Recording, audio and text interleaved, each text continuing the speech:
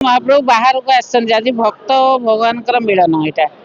नीलाचल निवासाय नित्याय परमात्मने बलभद्र सुभद्रा जगन्नाथ ते नमो नम आ जगन्नाथ होती अंतर्जामी सबू जना आमर मनर भाव आम कौन करुचे कौन चाहूचे से सबू जना तेणु से कहती मु सबुठारे विद्यमान मोरी भितर मु सब भावे जे मोरी भितर इच्छा ही पूर्ण हो मु जाने ना मोर कौन थे मंगल हे मोर भितर से ईश्वर भावना ही पूर्ण हो তুমি আমার ডেকেছো আমায় নালে আমি আসতে পারি না আমি একজন সামান্য মানুষ তুমি যদি দয়া করো তাহলে সব হয় প্রভু তুমি আমাকে কৃপা করো অন্তিম সময় তুমি আমায় পার করো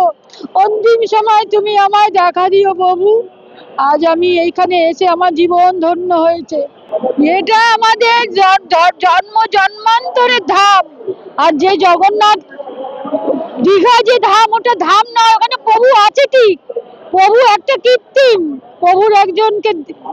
তৈরি করেছে আমাদের সিএম কিন্তু ধাম এই একটাই ধাম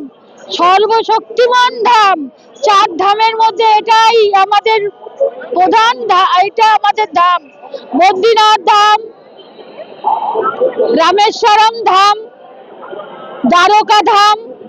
আর মহাপ্রভু ধাম এইখানে জগন্নাথ ধাম এইখানে প্রভু আমাদের প্রভু এখানে অন্ন সেবা করেছে দ্বারকাতে অলকানন্দায় স্নান করেছে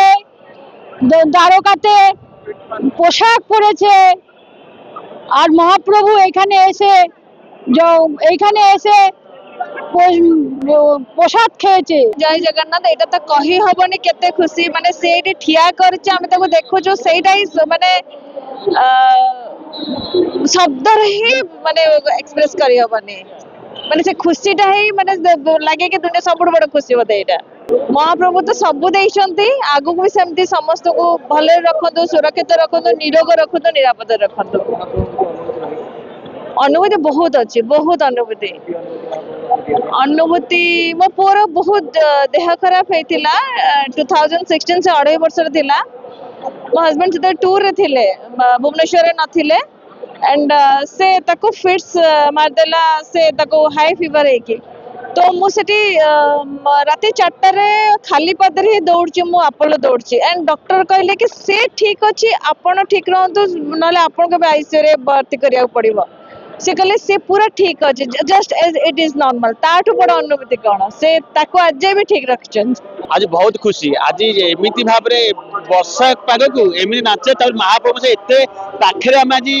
पूरा एते के महाप्रभु कृपा पाइछु एटा कहले न सरी बहुत आनंद लागुची आ प्रति आसुछु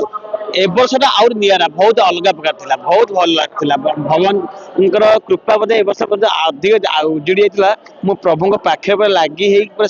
माने आसिली माने पाखा पाखे ठिया पहुंची मत एते आज रूम टांके जाउची माने एते भल लागिला प्रभु बदे वर्षा रे मु जो काली कष्ट करके आसी कष्टर सुफल भगवान देले महाप्रभु देले माने विषय आज भोर 4 रु आसी आमे सब टीम पिला माने आसी प्रोग्राम करते केही गोटे नथिले आमे को चल महाप्रभु सेवा कर वर्षा तो होची जदी हबो पळे आसिया किंतु एमिति कृपा ला प्रभु वर्षा टिकेला मझरे छाड़ीगला पुणी वर्षा मजा नाच तापरे महाप्रभु को पूरा बढ़िया दर्शन से भाग्य थिले मिले मोर माने आशा भी नथिला कि आसिक पहुंची पारि बोलेठी से जगन्नाथ महाप्रभुंकर दयारु माने कृपारु मु आसी एठी पहुंची पारिची सेतिकी बहुत मु तो पूर्व वर्ष जतेला आसीथिली तांको कहि कि जाइथिली मु जदी आसीबी तो नृत्य करिया पई मु आसीबी नले मु आसीबिनी तो मत से सुजोग मिली तो मु बहुत धन्य मन करूँ निज एठिक आसिक लगुच मैंने जीवन पूरा धन्य हो जाए कारण बहुत दिन इच्छा था कि आसबू जगह पाखे नृत्य करू तो से माने आम भावुँ जगार डोरी लगी आज आम मैंने कालठू प्लानिंग चलती आम जीवु जीवु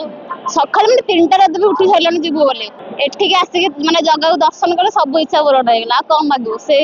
सब ना कम मागू सब किसी जाना आउ बहुत ही बेसी भल आ प्राउड फील होची कि आमे ओडिया